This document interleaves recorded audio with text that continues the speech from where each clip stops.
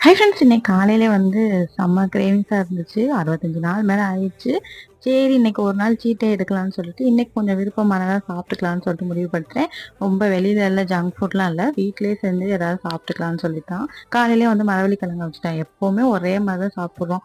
அப்புறம் வந்து மிளகாத்தூள் பெப்பர்லாம் போட்டு சாப்பிட்டோன்னு சொல்லிட்டு, நான் உருளைக்கிழங்கு வந்து சாம்பாருக்கு ஒரு மசியல் செய்வோம்.